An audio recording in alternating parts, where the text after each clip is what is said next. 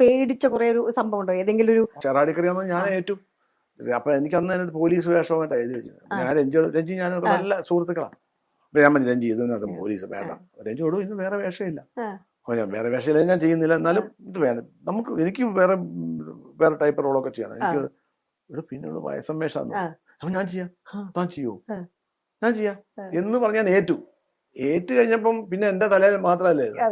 അപ്പൊ അന്നേരം ടെൻഷൻ. അപ്പൊ എങ്ങനെയാണ് മുടി വടിക്കും. അപ്പൊ എനിക്ക് കുറച്ച് ഇവിടം വരെയൊക്കെ മുടിയുണ്ട്, ഭയങ്കര തിക്കാ.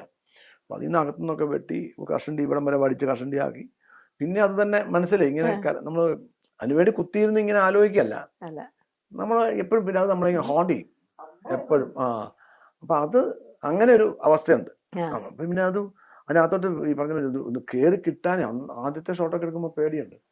ആദ്യം ഒരു ഷോട്ട് എന്ന് വെച്ചാല് അപ്പൊ ഞാൻ വലിയ സീനൊന്നും വേണ്ട, വലിയ സീനിലൊക്കെ കയറി കഴിഞ്ഞാൽ പാടാ. തോക്കിനകത്ത് ഞാനിങ്ങനെ ഉന്നം പിടിക്കുന്നു, ഉന്നം പിടിച്ചിട്ട് എന്താ ഒരു ഡയലോഗ് എന്താണ് എന്നൊക്കെ ചോദിക്കുന്ന ഡയലോഗ്. അപ്പൊ ഞാൻ അതിനകത്തൊരു കാര്യം ചെയ്തു, ഇയാള് വെറുതെ തോക്കം നോക്കി നിൽക്കുന്നുള്ളൂ.